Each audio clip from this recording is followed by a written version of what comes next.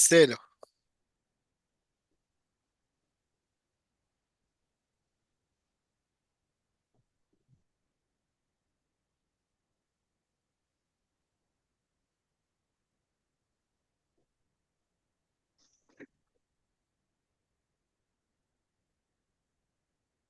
Ahí arrancó Eduardo. Bem, boa tarde a todos e todas. Boa noite para quem estiver no horário mais adiantado. Hoje nós vamos apresentar aqui a atividade do 10º Simpósio Internacional do Centro Mundial de Estudos Humanistas, mas antes, a Daniela e o Jordano, eles farão a leitura, do enquadre do simpósio. Então, eu vou passar, por gentileza, se puder habilitar o microfone do Jordano e da Daniela, eles vão ler o enquadre do Oi, simpósio. boa noite.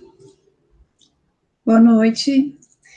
Utopias em andamento, caminhos rumo à nação humana universal. Estão me ouvindo bem? Me escutam bem? Sim. Beleza. Este simpósio tem interesse em desvelar a estrutura da crise pessoal e social que atravessa o atual momento histórico. Uma crise que causa profundo desconforto aos indivíduos e aos povos, e é potenciada pela acumulação de narrativas distorcidas de um sistema global capitalista, individualista e predatório que impõe a sua estrutura baseada na violência.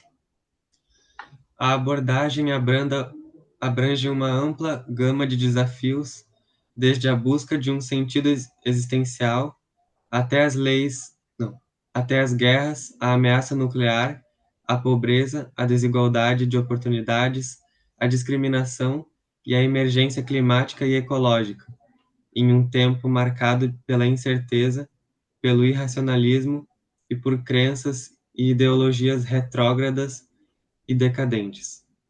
Além de abordar em profundidade o processo estrutural e histórico de compreensão da crise multidimensional do sistema vigente, o simpósio busca, acima de tudo, ser um catalisador para a apresentação de novos caminhos humanistas para superá-la. É essencial recolher as contribuições de todas as culturas da Terra, compreendendo e superando os preconceitos e limitações da matriz política, econômica e cultural imposta por séculos de colonialismo e patriarcado. Os elementos mais progressistas das tradições culturais dos povos devem convergir para servir de base à primeira civilização planetária da história humana. Da mesma forma, é fundamental compreender que não haverá mudança possível se não houver transformação na forma como olhamos para nós mesmos e para o que está acontecendo no mundo. É necessário desenvolver uma perspectiva que transcenda a mecânica de um mundo vítima da maldade e da loucura, e ampliar a perspectiva através do desenvolvimento de uma consciência lúcida e de um bom conhecimento. É inevitável alinhar as visões com as aspirações mais elevadas de cada indivíduo e da humanidade como um todo, e ativar aquelas experiências profundas e comuns que permitiram à humanidade progredir e evoluir ao longo da história. Desta forma, o ser humano recuperará um sentido existencial válido, saltando sobre o abismo dos estímulos e da escala de valores ultrapassada do sistema. Recolhendo as experiências positivas dos momentos humanistas da história, hoje mais do que nunca é necessário dar ênfase a imagens que mobilizam grupos para utopias brilhantes, que se conectam com as tensões e necessidades vitais mais profundas, guiando a humanidade numa direção libertadora. Direção em que se expressa uma sensibilidade onde o ser humano se constitui como valor e preocupação central, se afirma a igualdade de todos os seres humanos e se valoriza a diversidade pessoal e cultural. Da mesma forma, esta atitude implica o fortalecimento da tendência de desenvolver um conhecimento acima do que é aceito ou imposto como verdade absoluta, onde se exerce a liberdade de ideias e crenças e se repudiam todas as formas de violência. Que imagens podem orientar este processo, ligado à memória, ao projeto e respondendo às urgências vitais e ao sentido do conjunto humano? Como aproximar as pessoas e os povos, neste momento de polarização manipulada, a uma experiência de reconciliação profunda que implique a reparação das violências e dos erros cometidos?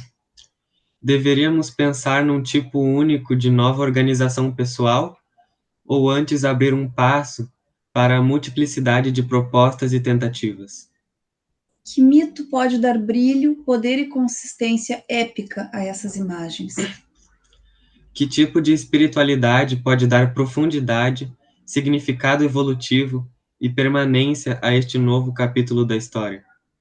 Como podemos alcançar com este propósito os corações das gerações criativas e dos grupos que hoje estão sem esperança?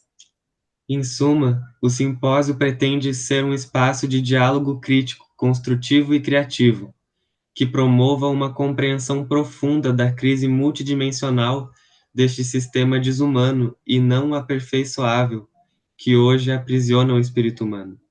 Ao mesmo tempo, o simpósio cria um espaço para propor perspectivas humanistas que possam guiar a sociedade em direção a um futuro sem muros, não violento, sustentável e equitativo, a nação humana universal. Obrigado, Daniele e Giordano. A gente pensou em fazer a leitura do enquadro do simpósio, né, para justamente para quem não participou do dia ter a oportunidade de conhecer, né, a perspectiva desse encontro. Bom, agora a gente vai, de fato, começar a atividade proposta aqui. Deixa eu só compartilhar aqui o nosso.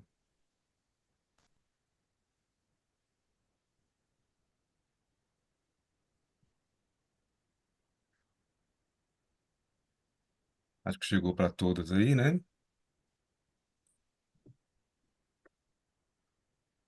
Bom, então, essa atividade utopia, a utopia da democracia plena, né? Ou democracia real.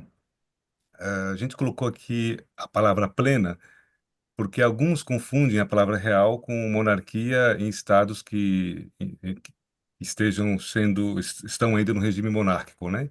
Então, aqui a palavra real, como diz o autor Silo, se remete à democracia de verdade, né? Ou plena. Bom, a proposta dessa atividade ela não foi pensada a partir do método estrutural dinâmico, tampouco também é uma exposição acadêmica com base em estudos de algumas linhas teóricas, né, da ciência política. Na verdade, é uma atividade que pensa em trazer aqui relatos, né, de experiências da atuação comunitária e temática pelo movimento humanista, principalmente na zona sul de São Paulo, na capital paulista, a participação como delegado em conferências públicas e em conselhos gestores de políticas públicas, principalmente nas áreas da cultura, saúde, meio ambiente, transporte público, também em São Paulo e Porto Alegre. E também tem base no projeto de pesquisação, do qual também participei, do Distrito do Grajaú, na sul de São Paulo, sistematizada no livro Fortalecimento da Sociedade Civil em Regiões de Extrema Pobreza, organizado pela Vilma Barban, e tendo como coautores Eduardo Freire, João Neres, José Amaral do Carmo e Jorge Caiano, que foi uma pesquisa realizada em 2023. Essa exposição é muito inspirada no livro Carta a Meus Amigos, do qual nós constituímos um grupo de estudos com o mesmo nome, né, sobre a crise pessoal e social no mundo atual. Isso é de 2023, esse livro, né? Mudou para vocês aí? Muito bem. Aqui a gente traz uma reflexão do Silo, do livro Carta, Meus Amigos, e uma pergunta, né? Que tipo de Estado nossa história construiu? Lembrando que a gente está tendo um recorte aqui do Estado brasileiro, né? Então, abre aspas, Silo diz no livro Carta, Meus Amigos, a violência pode instaurar-se e perpetuar-se graças ao manejo do aparato de regulação e controle social, isto é, o Estado.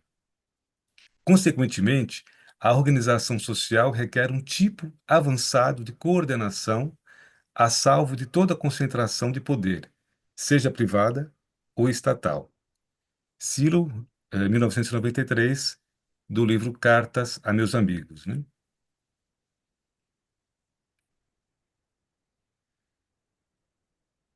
Esta frase que eu coloquei ali é para que a gente possa ter uma noção de que estado estamos falando, né? Pensando no Brasil, do ponto de vista atual, a gente tem que lembrar que antes que esse estado se tornasse Brasil, existiam aqui diferentes experiências de organização social dos povos originários. Por isso ali o Estado Nacional está entre aspas, né? Que o conceito de Estado Nacional foi cunhado ainda no século XVII, XVI, mas a gente entende que não representa necessariamente as diferentes nacionalidades que existem dentro de um país, como é o caso do Brasil, né? A gente sabe que Bolívia, por exemplo, teve um avanço nesse sentido de reconhecer outras nacionalidades em seu próprio Estado, com a Constituição Plurinacional colocada por Evo Morales, né? Mas, enfim, então, o nosso Estado, do qual a gente vai fazer esse pequeno recorte para abordar o tema da democracia real, a gente percebe que ele teve um processo de colonização, exploração portuguesa a partir do ano 1500. Teve um período de escravidão desde meados do século XV até 1888. Só para se ter uma ideia, a abolição da escravatura no Brasil se deu em 1888. Hoje, em 2025, não faz apenas 137 anos que o país vive, que o país aboliu o regime de escravidão, que naquela época era uma política de Estado. Ou seja, o Estado promovia a escravidão de seres humanos negros como algo legalmente aceito, né? Culturalmente legalmente aceito. E mesmo quando acabou a escravidão, esse, eh, a população negra não teve acesso a trabalho, não teve acesso à indenização, não teve acesso à escola, né? E muito pelo contrário, alguns proprietários de grandes terras que tinham a escravidão como mão de obra de trabalho forçado, alguns deles tiveram algum tipo de indenização do Estado, para a gente ver o absurdo desse processo. Pois bem, esse Estado, né, que naquela ocasião era representado pela coroa portuguesa, por todo o processo de colonização, ainda reprimiu o Quilombo dos Palmares, com a Guerra de Palmares, que foi de 1605 a 1694, que foi uma experiência de organização social é, interessante, né, formada por negros e negras que conseguiam se libertar da escravidão e foi dizimada pelo Estado, pela coroa na época do seu auge, né, que foi ali onde hoje é o estado de Alagoas, no Brasil, né? Também nesse período colonial, a gente teve vários movimentos regionais ou conjurações de independência, né? De independência ou conjurações no período colonial. A conjuração baiana, a conjuração mineira, a conjuração pernambucana, ou seja, vários movimentos de tentativa ou de independência regional, né? Ou de enfrentamento à coroa. Contudo, esses movimentos foram também reprimidos pela coroa, o que gerou hoje o país, Brasil, que a gente conhece, com esse desenho, né, no mapa, com 27 estados e o Distrito Federal. Caso alguma dessas conjurações, caso alguma desses movimentos regionais de independência tivessem tido êxito, né, talvez o desenho do nosso mapa seria diferente. Outro aspecto importante também a gente considerar, para começarmos a falar da democracia real dentro do Brasil, é compreender o processo de dependência do Brasil, que, a nosso ver, ele foi mais um acordo no seio da família portuguesa, da família real portuguesa, do que propriamente um processo de independência popular, né?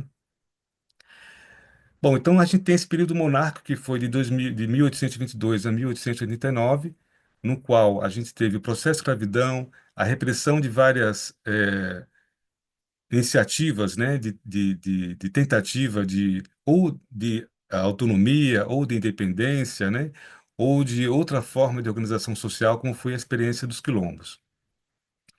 E a gente tem o início da República Brasileira em 1889, a qual reprimiu violentamente com a Guerra de Canudos, a famosa Guerra de Canudos, que foi de 1896 a 1897. Um pequeno recorte que Canudos foi uma experiência comunitária que tinha na ocasião cerca de 5.000 pessoas que se agruparam em torno de uma liderança espiritual religiosa no Nordeste da Bahia, no extremo Nordeste da Bahia, e que durante muitos anos constituiu uma vida comunitária, uma organização social que não levava em conta o Estado brasileiro recém-formado ali. E também foi duramente reprimido, né? A proposta de colocar aqui esse contexto, né? Essa breve informação sobre como surge o Estado brasileiro é para que a gente compreenda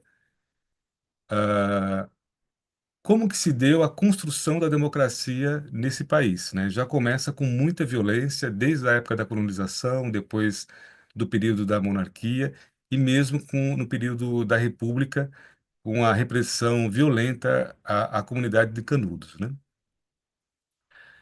Bom, e agora a gente entra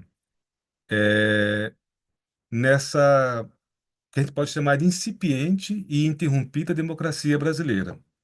A gente tem a Primeira República aí de 1889 a 1930. É bom lembrar que nessa Primeira República a gente teve a Coluna Prestes, né? Que foi um movimento de tenentistas que começou aí como uma espécie de busca por uma democracia liberal e depois foi se transformando num movimento aí de orientação marxista. E nessa ocasião esse movimento pedia, entre outras coisas, o voto direto e secreto, porque ainda na Primeira República os processos de eleição, por exemplo, os processos democráticos eram muito precários. Recomendo aqui a leitura do livro Cidadania, o Longo Caminho, do professor José Murilo de Carvalho, que explica como que foi todo o processo, né, das primeiras eleições na República, o quanto que o poder econômico ele era muito forte para as escolhas dos parlamentares, das pessoas que iam representar a população. Então, votar nesse período, você tinha que ter terras, tinha que ter poder econômico. E aí, a coluna Prestes, que foi bastante pouco estudada aqui na educação básica brasileira, foi um dos primeiros movimentos a questionar essa democracia formal ainda no início da República, né? Depois a gente teve a Era Vargas, de 1930 a 1945. Porém, dessa era Vargas, o período democrático foi apenas de 7 anos, de 30 a 37. De 37 a 46 foi a ditadura Vargas, que foi uma ditadura também muito violenta. Então, o Brasil teve uma pequena experiência democrática de apenas 7 anos, porque o período da Primeira República foi um período bastante conturbado, com uma democracia muito precária, uma democracia que só tinha acesso quem tinha poder econômico, né?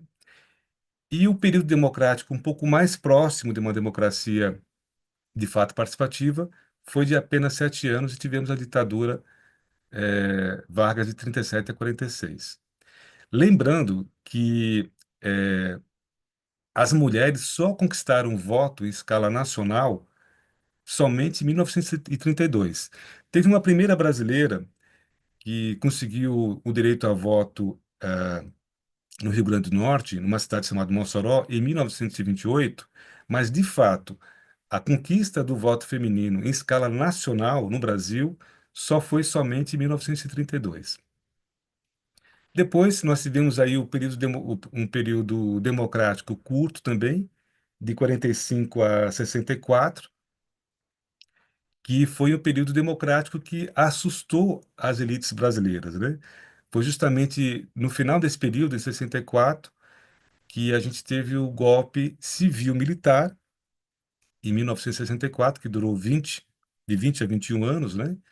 E é bom lembrar que esse golpe militar ele foi apoiado pela Suprema Corte, ele foi apoiado por grande parte do Congresso Nacional, por grande parte da sociedade civil brasileira, inclusive Rede Globo, ABI, a CNBB, a Confederação Nacional dos Bispos do Brasil, eh, e a Associação Brasileira de Imprensa apoiaram o golpe militar de 64.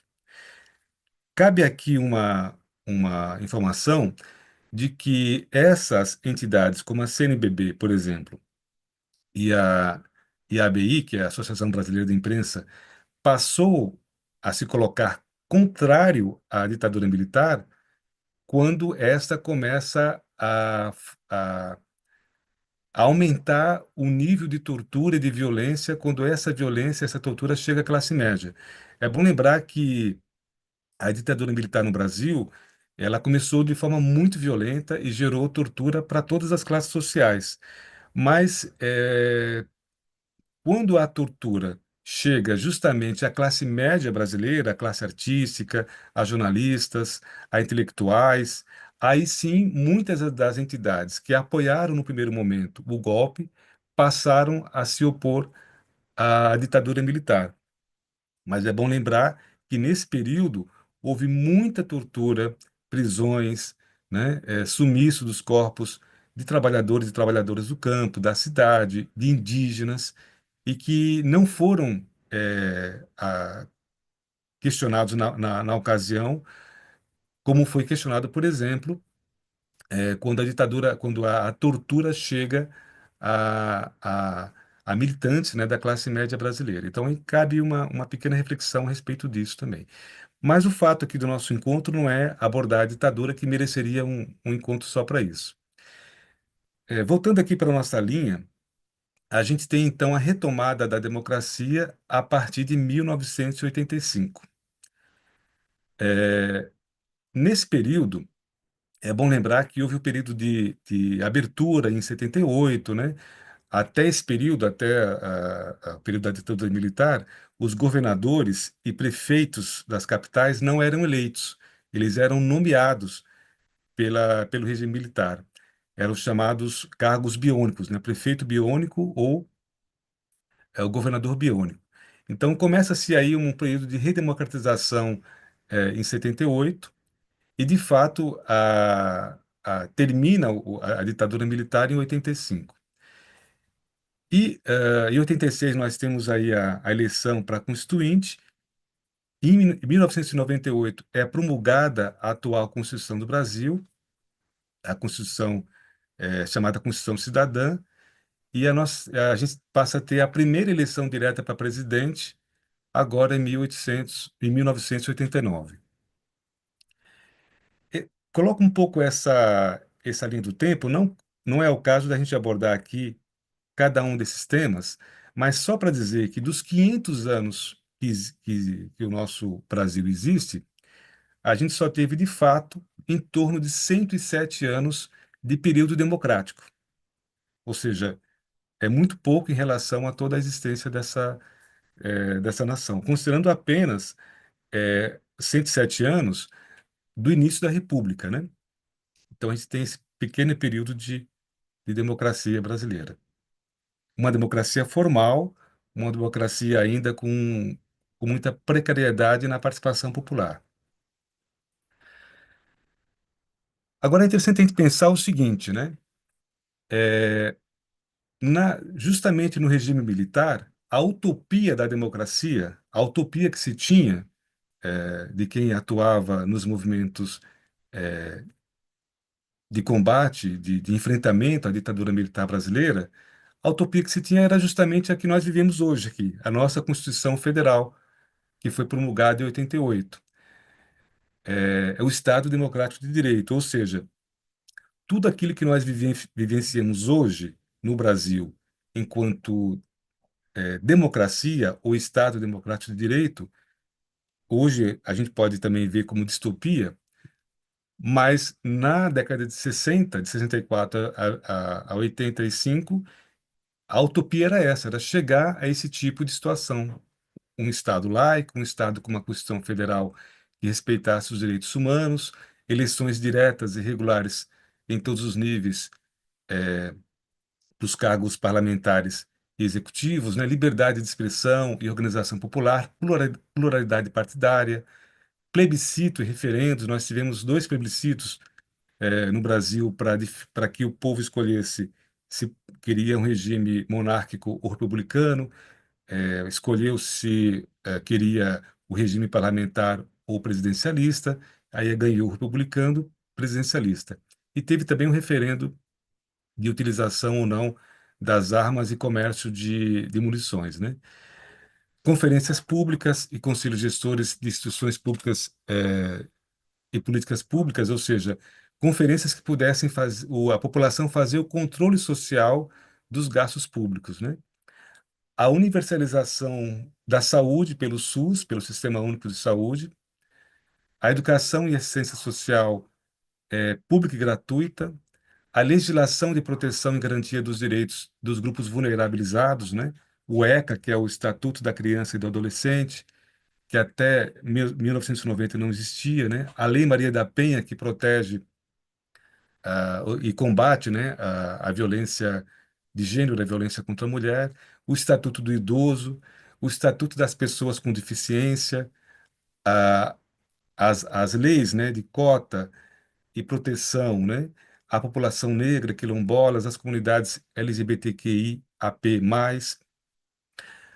os programas de distribuição de renda e combate à fome, as questões indígenas, né? O Ministério dos Povos Indígenas, criado agora em 2023, e a legislação de proteção do meio ambiente. Ou seja, a gente tem hoje um quadro na Constituinte brasileira, na Constituição brasileira e no Estado Democrático Brasileiro, que para muitos de nós hoje é quase uma distopia, porque não se coloca tudo que está na Constituição em prática, em benefício da população, mas é bom lembrar que essa Constituição hoje, e esse Estado que a gente vive hoje, era uma utopia para muitos jovens, para muitos militantes sociais, da década de 60 e 70 principalmente, né?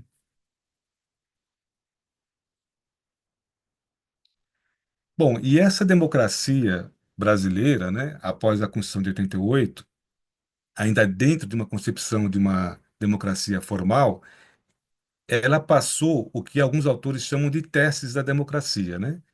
Passou pelo impeachment do Fernando Collor em 92, passou pelas eleições e posse do governo Lula, que foi de 2023, de 2003 a 2011, porque falava-se na ocasião que era impossível um operário chegar ao poder, e um operário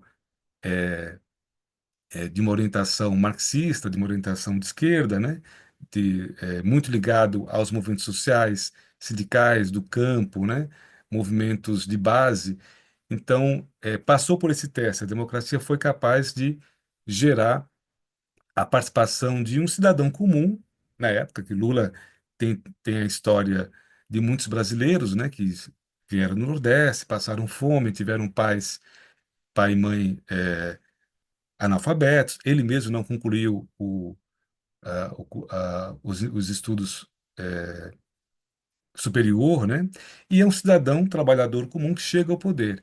Naquela ocasião, alguns autores diziam que isso era impossível, que os militares não permitiriam que um partido de esquerda, e ainda mais tendo alguém que é de origem popular, mas não só de origem popular, mas uma liderança social importante, né?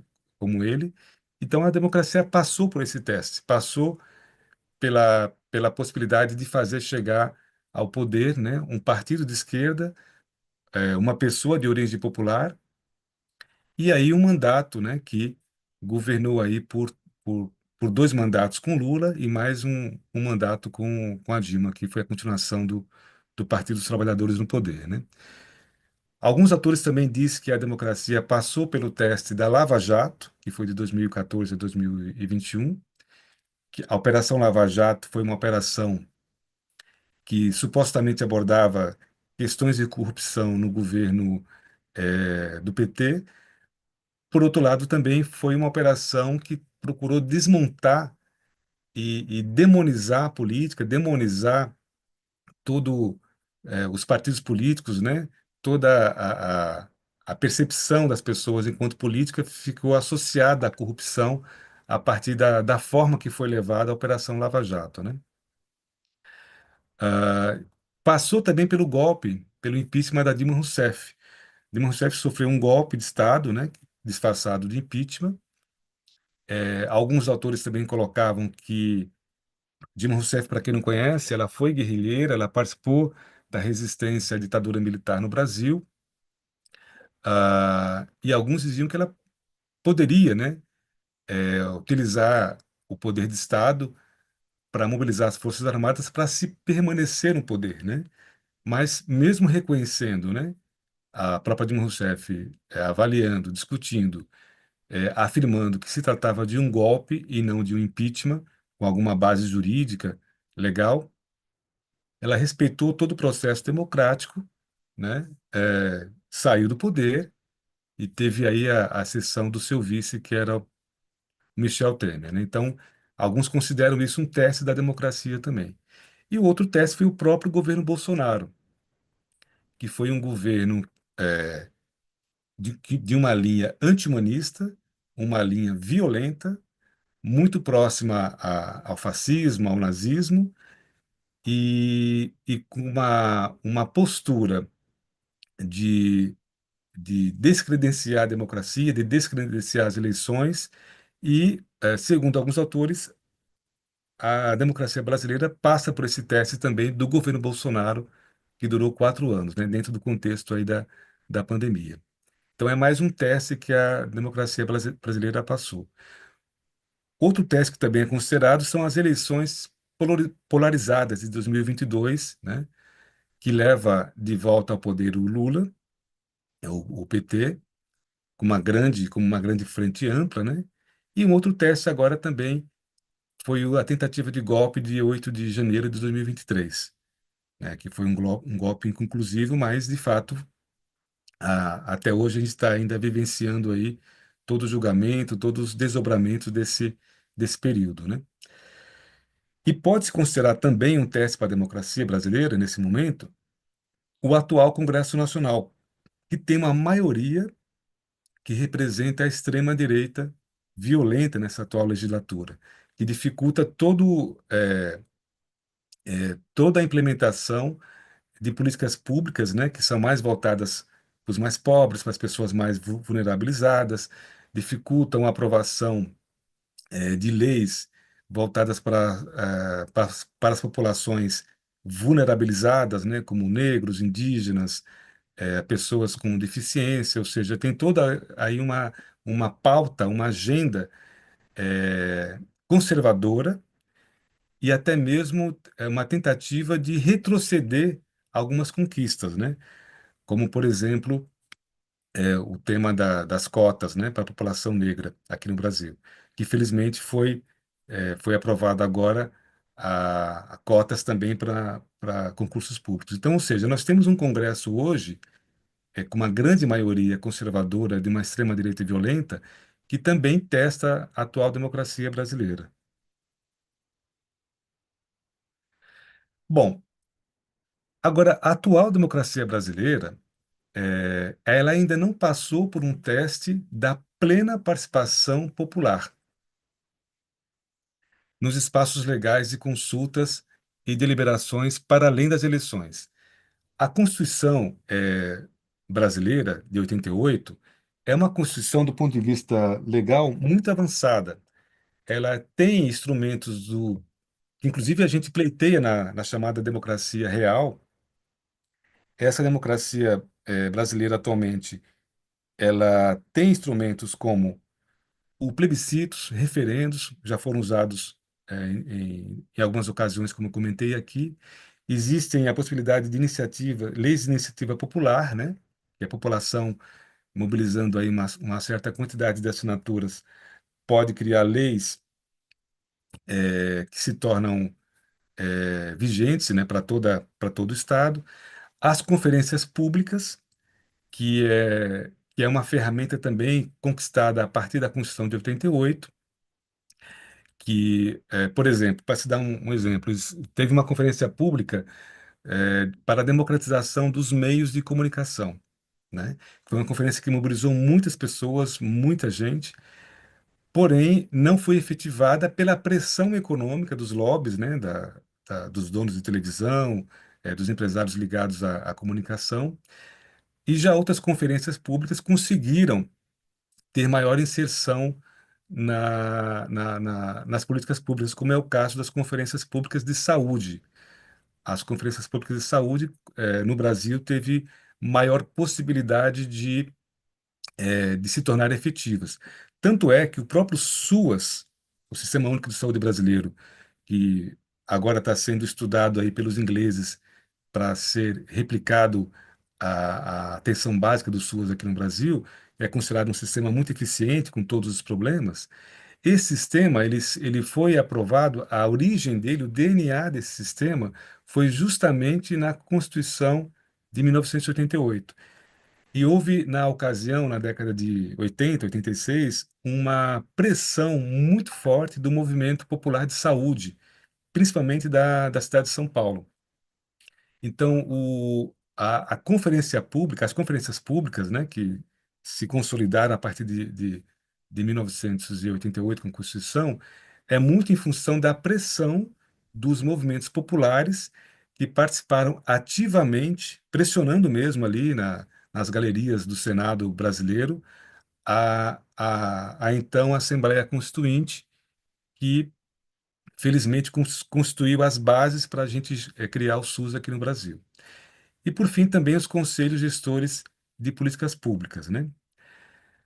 Pois bem, justamente esses instrumentos que existem legalmente na nossa Constituição e que dão possibilidades não só de consulta, mas também de deliberação, ou seja, a população pode deliberar algumas políticas públicas através desses instrumentos, eles não foram plenamente utilizados pela nossa população. É, Como é que seria, né? A democracia, ela resistiu, a democracia brasileira resistiu a vários testes, né? Como eu falei anteriormente. Mas será, como é que a elite brasileira, como é que a elite política reagiria, por exemplo, se boa parte, se a maior parte da população de fato participasse plenamente, né? Participasse ativamente desses espaços, de consulta e deliberação de políticas públicas? Ou seja, a nossa Constituição brasileira construiu ferramentas de participação popular, ferramentas importantes, inclusive. Diga-se de passagem que, na gestão do prefeito Pita, em São Paulo, por exemplo, que era um prefeito, de extrema-direita, um prefeito alinhado ao Paulo Maluf, teve uma ocasião que ele estava querendo descumprir uma prerrogativa do SUS na capital paulista. E foi justamente o Conselho de Saúde de São Paulo, formado por usuários de saúde do município, pessoas comuns, formado por trabalhadores e representantes da gestão municipal, é que impediu esse prefeito de fazer o mau uso dos recursos destinados à saúde. Ou seja, os conselhos, gestores de políticas públicas no Brasil, eles têm poder de lei, eles têm poder de deliberação, eles têm poder de enfrentar um mau gestor. Isso, a gente teve alguns exemplos na cidade de São Paulo, por exemplo, né, nessa ocasião. Porém, o que se sabe é que foi se perdendo a mobilização, foi se perdendo, a força desses conselhos gestores de políticas públicas que ainda existem legalmente, mas atualmente são pouco ocupados, né? E justamente disso eu queria falar um pouco da experiência de participação direta, né? Tanto em movimentos sociais como o movimento humanista, o movimento cultural em São Paulo, o movimento de transporte, o movimento estudantil e sindical, mas também, nos conselhos gestores de saúde, que eu participei, na década de 90 na cidade de São Paulo, como também conferências públicas do meio ambiente, da ciência social, do orçamento participativo aqui em Porto Alegre e em São Paulo também, e, claro, das eleições, né? Mas onde eu quero chegar esse breve comentário dessa experiência é que se observou, nesses conselhos, a dificuldade de participação dos usuários, porque é bom lembrar que os conselhos gestores de saúde, a participação é tripartite, né? Dos usuários, aquelas pessoas que de fato usam o sistema público de saúde, dos trabalhadores, das pessoas que trabalham naquele sistema público de saúde e dos representantes do governo. Então, os conselhos gestores de saúde, para dar um exemplo, em São Paulo, quando eles foram implementados na década de 90, havia um grande debate entre os movimentos populares de saúde. Se seria interessante, de fato, ocupar esse espaço político legal, que são os conselhos gestores de saúde, para dar um exemplo, ou continuar participando do movimento social de saúde. Então, houve uma divisão no movimento. Alguns achavam que iria enfraquecer o movimento popular de saúde participando legalmente desses espaços de consulta e deliberação. Porém, o grupo que, de fato, resolveu participar dos conselhos gestores de saúde, eu fiz parte desse grupo também, a gente percebeu que depois de algum tempo, a gente estava enfrentando uma crise de representatividade, ou seja, nós éramos eleitos pelos nossos pares, no caso eu, eleitos por movimentos sociais e por usuários das unidades básicas de saúde, e a gente representava esse grupo. Porém, nós não tínhamos uma cultura e uma possibilidade de exercer a nossa representatividade com legitimidade, porque os nossos eleitores muitas vezes eram muito difusos, era difícil de juntar. Como você vai representar, por exemplo, 1.000 usuários de uma unidade de saúde? Como você vai representar movimentos sociais que são muito dinâmicos, que se transformam, deixam de atuar, né? Então, muitos delegados que foram eleitos por usuários do sistema público de saúde e por movimentos sociais que atuam na política pública de saúde, por exemplo, eles elegeram esses delegados e, de certo modo, depois eles ficaram órfãos, porque faltava espaços para que esses delegados pudessem exercer de fato a sua representatividade com legitimidade. É claro, isso funcionou por um tempo. Os fóruns de saúde, os movimentos de saúde, eram espaços que os delegados poderiam exercer a sua representação, porém, depois de algum tempo, esses espaços foram se esvaziando, foram perdendo mobilização. Muito porque também o governo não se fazia representar com autoridade nesses conselhos, fazendo com que esses conselhos se tornassem espaços fracos de tomada de decisão. Então, houve uma grande desmobilização, ao ponto que muitos delegados se viam ali tentando ainda exercer o seu papel de delegado de conselho gestor de saúde, mas percebendo que ele estava se autorrepresentando, ele já não tinha mais uma base para dialogar, para exercer a sua representação. Pois bem, essa crise da representação nos conselhos gestores de saúde, ela passa também nas conferências públicas, que quando você vai participar, como que você de fato representa uma comunidade ali, se você não tem o diálogo com essa comunidade, por exemplo, né?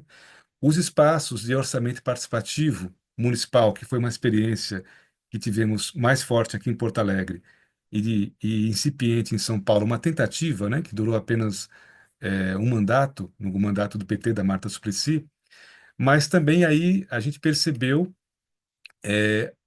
que a crise da representatividade, ela também se mostrou na dificuldade de fato fazer esse orçamento participativo representar uma real participação popular na decisão do uso dos recursos públicos municipais. Então, a crise da representação, talvez a falta de uma metodologia de participação popular efetiva, que pudesse de fato deliberar, é o que a gente avaliou nessa experiência aí da década de 90 até 2000, tanto em São Paulo como em Porto Alegre, né? E claro, as eleições, né, que a gente teve aqui no período democrático, ainda existe uma distância muito grande entre o ato de você votar num determinado candidato ou candidata e a distância que você estabelece com essa pessoa, com esse político ou política que deveria representá-lo, seja a nível municipal, nas câmaras de vereadores, ou nas assembleias legislativas, ou no Congresso Nacional. Então, existe um distanciamento, existe um distanciamento e uma incomunicação entre aquele que elege e aquele que é eleito, para de fato exercer ali uma representação. Salvo, é claro, alguns políticos e políticas, né, que procuram manter canais de comunicação com suas bases, com quem elege. Isso ocorre em alguns partidos, em várias candidaturas, mas de modo geral o que a gente percebe é um distanciamento. Não há mecanismos regulares e efetivos que o eleitor, a eleitora possa se fazer representar depois do ato do voto, né? Bom, então essa experiência de participação cidadã, seja por movimentos sociais ou nos espaços legais de participação cidadã garantidos por leis, né, na Constituição brasileira, me trouxe essa reflexão, né, que não é só minha, como eu indico aqui existe o livro, né, que avalia os conselhos de gestão pública aqui no Brasil, e um dos grandes das grandes questões, né, que se coloca hoje é justamente a crise da representatividade, ou seja, legalmente nós temos aí ferramentas, né, espaços de participação que são possíveis de você deliberar políticas públicas, de você influenciar, de você tentar corrigir erros de gestão. Porém, a população não está ocupando esses espaços, por um lado, e por outro lado, quando a população ocupa esse espaço, os governantes não colocam nesses espaços representantes do próprio governo que têm o poder de decisão. E aí, essa metodologia criada pela Constituição de 1988 acaba sendo uma formalidade, ou seja, uma participação cidadã que fica mais na consulta, fica mais nos aprendizados do que propriamente na possibilidade de influenciar e deliberar sobre políticas públicas. Bom, e por fim eu queria falar aqui de uma breve experiência da comunidade da Ilha do Bororé, onde também a gente teve uma experiência de democracia local, né, de tentar aplicar a democracia na própria comunidade. E aí, trabalhando com autoconhecimento, pelo movimento humanista, com formação política, com fóruns e assembleias dos bairros, né? Participação cidadã em conselhos gestores, tentando fazer um mecanismo de que esses fóruns e essas assembleias fosse o canal que o cidadão comum pudesse exercer a sua representação nos conselhos gestores, né? E também foi nessa mesma comunidade, nesse período de 90 a 2006, tivemos vários atos, protestos com metodologia da não violência, reivindicando, né, a aplicação dos direitos humanos nessa comunidade, e das questões também ambientais. E aí, nessa ocasião, a gente percebeu que a grande dificuldade que a gente encontrou nessa mobilização popular foi a fé nas pessoas, né, foi a crença no outro, por mais que todo esse aprendizado, né, essa experiência nessa comunidade eu registro como uma ação válida e como um efeito de demonstração, mas, por outro lado, também a gente encontrou essa mesma dificuldade, né?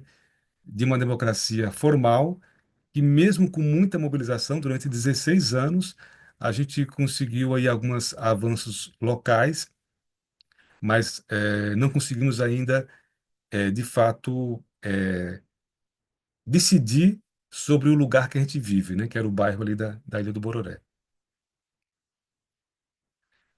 Bom, essas duas experiências, tanto a experiência da democracia formal como da democracia tentada aplicada num bairro, a gente traz aqui para pensar sobre o que seria então a utopia da democracia real, né? E aqui a gente queria trazer uma perspectiva da democracia real na perspectiva do humanismo universalista. A gente entende que uma verdadeira democracia real, numa perspectiva do humanismo, né, seria então a localização do ser humano como valor e preocupação central, a afirmação da igualdade de todos os seres humanos, o reconhecimento da diversidade pessoal e cultural, a tendência ao desenvolvimento do conhecimento para além do que é aceito ou imposto como verdade absoluta, né? A afirmação da liberdade de ideias e crenças, o repúdio a toda forma de violência. Então, na nossa visão, esses seriam os 6 pontos principais, né? Que, como o Ciro coloca aqui, chamado também de atitude humanista, que a gente se procura ver não apenas no humanismo histórico, mas nas diferentes culturas. Esses seriam os pontos que poderiam orientar, que seriam a perspectiva de uma democracia real. E também como parâmetros da construção de uma democracia real, tem um trecho do Ciro que vale a pena a gente também refletir, que é: numa democracia real, deve-se dar às minorias as garantias que sua representatividade merece. Mas, além disso, deve-se levar ao extremo toda medida que favoreça, na prática, sua inserção e desenvolvimento. Hoje, as minorias perseguidas pela xenofobia, pela discriminação, pedem angustiadamente seu reconhecimento. E, nesse sentido, é responsabilidade dos humanistas elevar esse tema ao nível de discussão mais importante, encabeçando a luta em cada lugar até vencer os neofascistas abertos ou encobertos. Em síntese, é lutar pelos direitos das minorias, é lutar pelos direitos de todos os seres humanos. Eu acho que é interessante que isso foi escrito em 93, né? E aqui o Ciro falava de neofascismos encobertos, e hoje a gente vivenciou aí, estamos vivenciando o avanço, né, da extrema-direita violenta, irracionalista, neofascismo em vários estados, né? E também pensando em parâmetros de uma democracia real, Ciro também coloca, né, que toda Constituição ou lei que se opõe à capacidade plena do cidadão de eleger e ser eleito bula a raiz da democracia real, que está acima de toda regulação jurídica, ou seja, a, a base de uma democracia seria que, de fato, qualquer cidadão e cidadã tivesse a condição de eleger ser eleito, né, e participar diretamente do poder, não somente votando, mas também com a condição de ser eleito, né? Em síntese, priorizar os temas do capital e do trabalho, os temas da democracia real e os objetivos da descentralização do aparato estatal é encaminhar a luta política em direção à criação de um novo tipo de sociedade, uma sociedade flexível e em constante mudança, de acordo com as necessidades dinâmicas dos povos hoje asfixiados pela dependência. Enfim, esses são os parâmetros que a gente coloca frente à democracia real que a gente vive hoje, por exemplo, no Brasil, mesmo com uma Constituição bastante avançada, com uma Constituição que cria vários mecanismos de participação cidadã. E aí eu queria colocar aqui, para fechar, algumas questões, né? Que seria: quais os aprendizados e elementos progressivos podemos absorver na atual concepção de Estado democrático de direito? O que poderia fomentar e fortalecer o pleno exercício da cidadania, a valorização real da participação popular? E quais formas de organização social democrática que poderíamos pensar, construir para além das concepções atuais de Estado? Então, aqui eu deixo a gente com essas reflexões.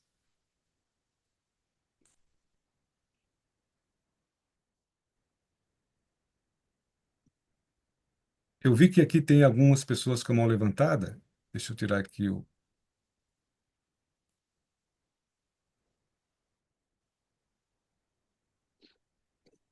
Muito bem, eu deixo essas perguntas para a gente conversar um pouco sobre o que foi falado, né? Eu vi que o Javier está com a mão levantada. Fica à vontade, Javier. So, obrigado, Eduardo. Não sei se já terminou a sua fala. Sim, terminei minha aula e agora a proposta é a gente conversar um pouco sobre essas três questões que eu coloquei, né? Fique à vontade. Sim, eu gostaria mais de falar do futebol aqui, mas vamos deixar isso para outra oportunidade. Eu queria dizer duas coisas. Uma, en tu presentación, en la línea de tempo que presentas, es interesante ver la aceleración del tiempo histórico.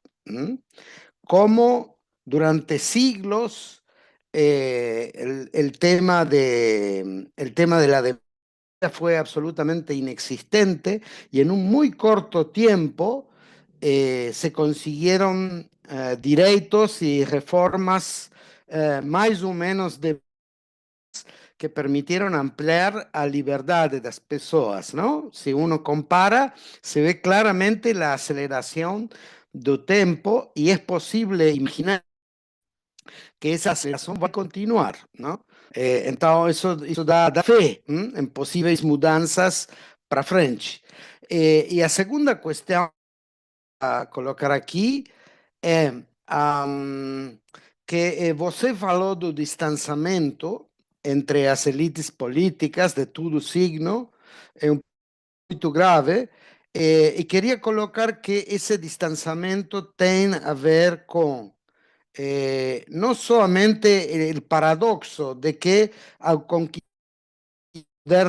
formal, as lideranças populares se afastam da sua base, é um processo que se verifica em muitos lugares, sino também outras duas uma, a distância que a gente percebe entre o poder real, econômico, mediático, etc., e o poder formal, que afasta o pessoal a sua energia na participação política, compreendendo que as decisões são tomadas muito longe de ali.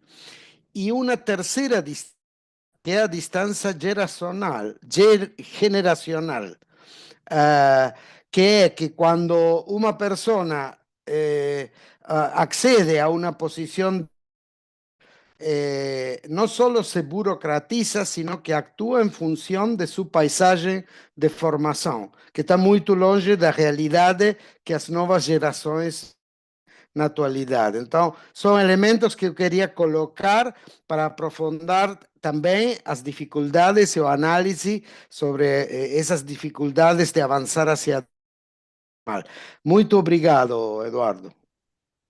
Muito obrigado. Que belo português, Javier. Graças. Bom, se mais alguém quiser trazer alguma reflexão sobre essas questões que eu coloquei ali, ou outras também, né, que apareçam, né, como trouxe o Javier, fiquem à vontade. Se temos tempo ainda, acho que daqui a pouco começa uma outra atividade, né, Jorge?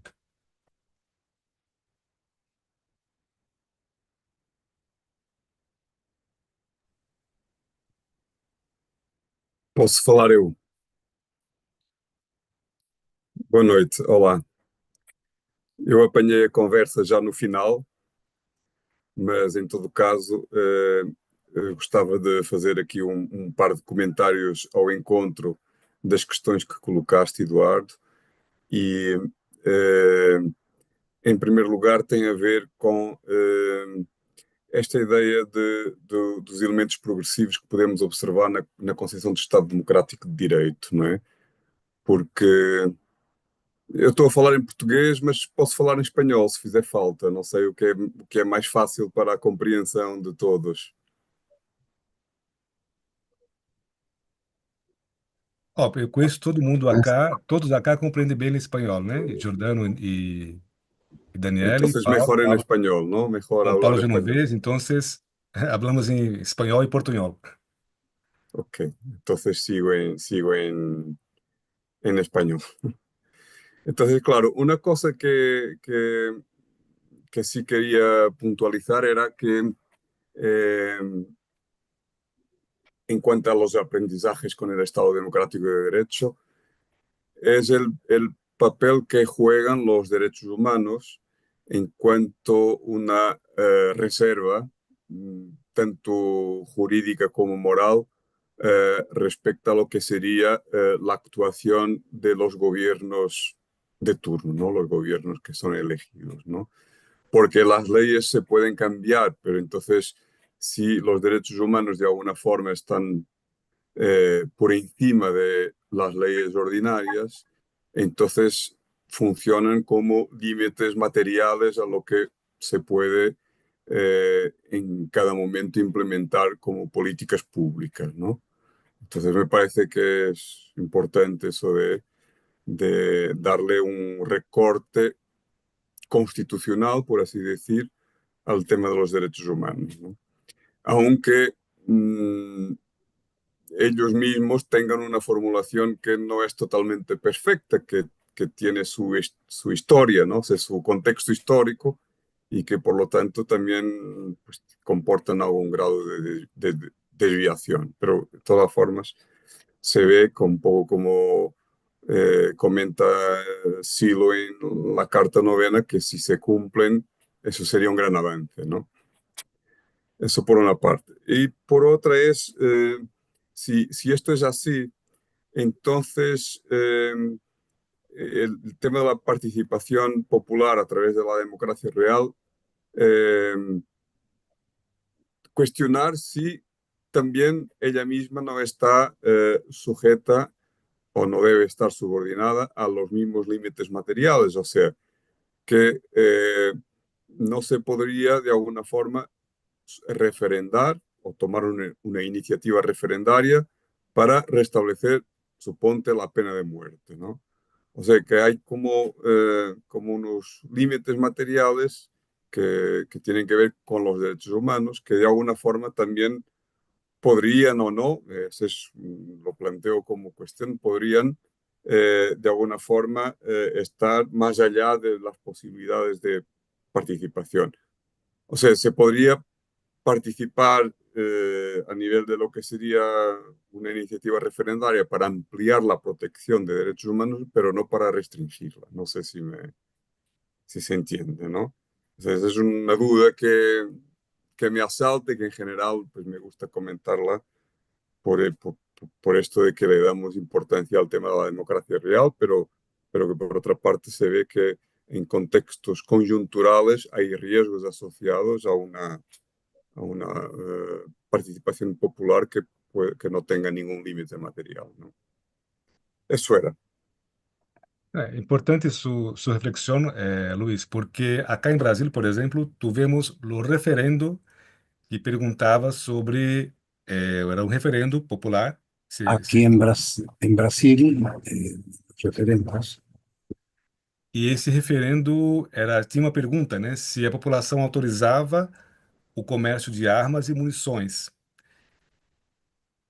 E o referendo ganhou, a maioria da população votou pelo comércio de armas e munições. Nós perdemos essa. O referendo é um mecanismo pensado pela democracia real, mas de fato, por isso que não basta apenas ter mecanismo de participação democrática, né? É necessário fazer um trabalho de humanização, um trabalho de formação, de cultura da não violência, porque de fato esses mesmos mecanismos democráticos podem ser utilizados para dar legitimidade legal para, por exemplo, políticas públicas anti-humanistas, por exemplo, como o comércio de armas e munição, né? Ou mesmo o artefato da guerra, ou mesmo o artefato da pena de morte, por exemplo. Eu sempre coloco que eu vejo a democracia real como algo complexo, algo que não pode ser apenas o que eu chamo de democracia ingênua e cruel, que é a maioria vence e a minoria perde, né? Então, se eu coloco essa concepção de que a maioria vence e a minoria perde, vai ter uma minoria que perde, que inclusive pode perder e pode ser violentada pela maioria, né? Num regime fascista ou neofascista, por exemplo, né? Então, percebo que pensar em democracia real é necessário pensar também numa complexidade e no tempo de estudo, no tempo do diálogo e ter como orientação aqueles 6 pontos que nós apresentamos aqui do novo humanismo, né? Que coloca a não violência como um dos pontos, né? Então, se a gente constrói uma sociedade que culturalmente coloca a violência, a não violência como um princípio balizador de qualquer discussão democrática, por exemplo, pena de morte e a comercialização de armas e mesmo a autorização de uma guerra por parte do parlamento poderia ser evitada com tendo isso como base, né? o que não é o caso nesse momento, né? Nesse momento, alguns mecanismos de democracia real poderiam até validar juridicamente políticas públicas totalmente anti-humanistas, né? E violentas. Sí, de hecho, aquí en Portugal la dictadura hizo un plebiscito para aprobar la Constitución de 1933, ¿no? Entonces, hay un hecho histórico como muy marcado que hace que la izquierda en general tenga una desconfianza hacia las propuestas de democracia real.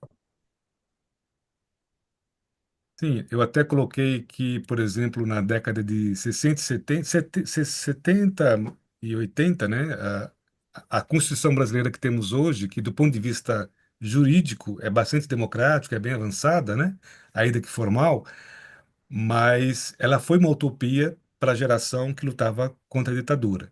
Porém, parcela dessa geração, de uma linha mais marxista, a utopia era outra, né? Era a ditadura do proletariado, por exemplo, né? Que era também uma concepção de sociedade que não tinha a democracia ali como referência de tomada de decisão, né?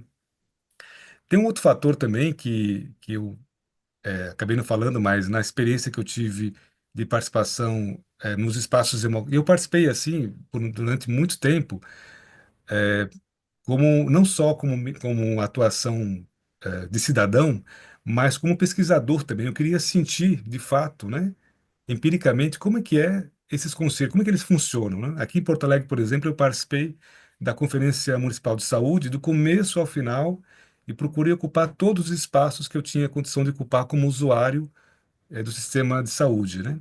E foi interessante perceber a dificuldade da representatividade e o quanto que a questão econômica influencia na participação das pessoas comuns nesses espaços. Muitas pessoas não conseguiram participar porque estavam trabalhando, né? O meu tipo de trabalho que eu tinha na ocasião me permitia participar dessas reuniões, que geralmente ocorrem de segunda a sexta, né? No horário de trabalho.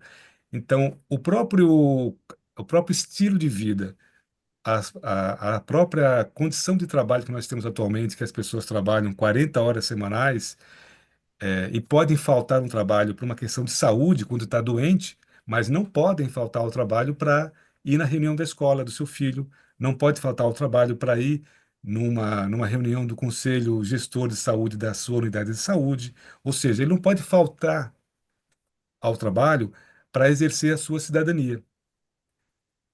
Então, uma das questões que nós abordamos nos livros, nas pesquisas que nós fizemos sobre conselhos gestores e políticas públicas na década de 90, é que a grande participação de lideranças nesses espaços ou eram pessoas desempregadas, né, que tinham condição pessoas desempregadas que tinham alguma consciência política, ou eram uma militância de esquerda remunerada por partidos ou ONGs que tinham condição de participar, e a participação de pessoas comuns era muito difícil.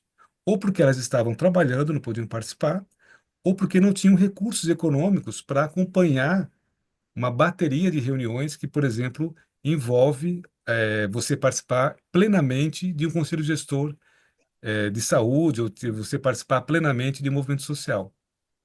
Então, vale também considerar esse estilo de vida, né? E essa concepção de trabalho que também implica na baixa participação das pessoas nos canais de democracia cidadã que já existem atualmente no Brasil, por exemplo, né?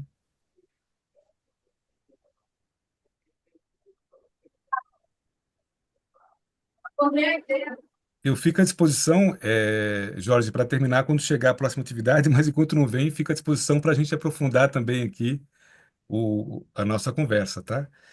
E eu também queria trazer esse tema aqui que eu coloquei, que quais outras formas, né, de organização social democrática que poderíamos pensar, construir além da concepção dos atuais estados, né? Porque vale lembrar que o Estado Nacional também ele é violento, como colocou o Ciro ali no início da nossa conversa, né?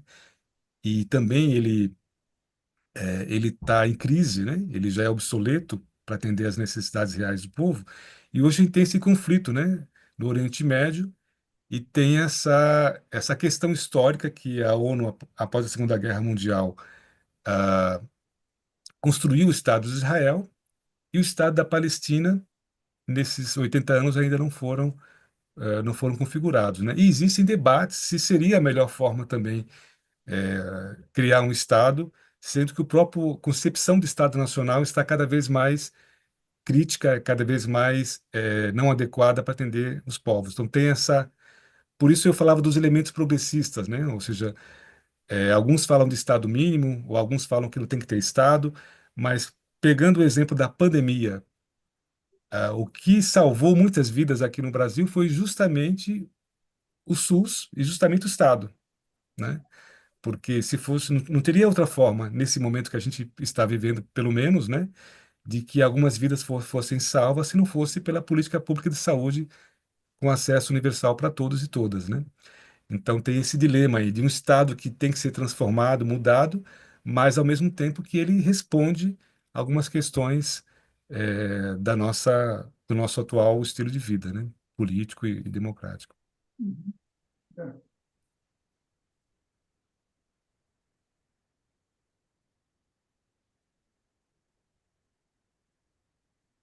Se alguém tinha abrido para falar alguma coisa ou me confundi aqui?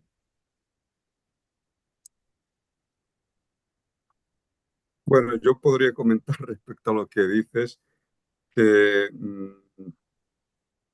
que hace poco escuché una charla de gente que tenía una conexión con Extinction Rebellion, ¿no?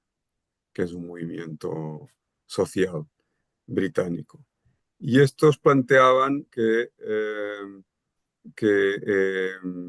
el órgano deliberativo del Estado debiera ser no elegido, sino sorteado, ¿no? Entre los ciudadanos, pero el sorteo se hacía no para un mandato de un tiempo, sino para cada tema en discusión. Entonces, ahora vamos a discutir, yo qué sé, pues el aborto. Y entonces se hace un sorteo y salen ciudadanos de todo tipo. Hay entonces ellos dicen, se presentan unos expertos sobre el tema bueno, pues de la sociedad civil, de las universidades, todo eso, que explican pues todo lo que involucra el tema a estos ciudadanos y luego deliberan, ¿no?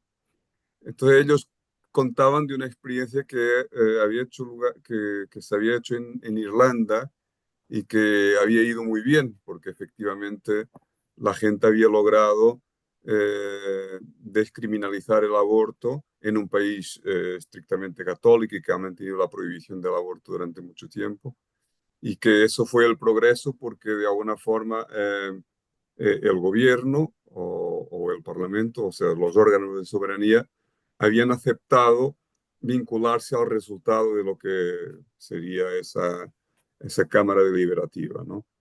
Entonces, no tanto como una cosa de reemplazo, pero como una cosa complementar, me parece que podría postularse, porque hoy por hoy uno de los problemas que tenemos en nuestras democracias formales, ¿no? Es que el dinero juega un papel muy fuerte en la capacidad de ser elegido, ¿no? Y de entrar en los órganos legislativos, ¿no? Entonces, quizás una forma que eso tiene que ver un poco con lo que se plantea sobre los foros vecinales en las cartas a mis amigos, ¿no? Sería como foros vecinales que se van armando hasta el nivel nacional, pero se hacen también eso con recurso a un sorteo para que se dé oportunidad que mucha gente participe, ¿no? Y que sea pues una muestra aleatoria de la sociedad, aunque se haga el sorteo también teniendo en cuenta las franjas eh, poblacionales, ya sea por edad y todo eso, ¿no? Y por otro tipo de cortes que se puede hacer, cortes sociológicos, y con eso se tiene pues como una muestra representativa de lo que sería la población. Esto es bueno, una cosa que se me ha ocurrido como para aportar a la discusión. Eduardo, tenemos que ir cerrando. Estamos muy pasados de tiempo. Ah, perfeito. Bueno, agradeço então aos amigos aqui do Centro Mundial de Estudos Humanistas, do qual também faço parte, aí pela parte técnica, pela oportunidade de poder realizar essa atividade. Seguimos aqui no Centro de Estudos Pindorama com este grupo de estudos, né, sobre democracia real, democracia plena, e são todos convidados e convidadas para aportar com ideias, reflexões, né, para a gente aprimorar também como falar disso, como difundir o tema da democracia real, não só no Brasil, mas no mundo todo, né? Então, agradeço a todos e todas, e aí a gente tem que terminar porque já segue aqui uma outra atividade, viu? Gratidão, pessoal.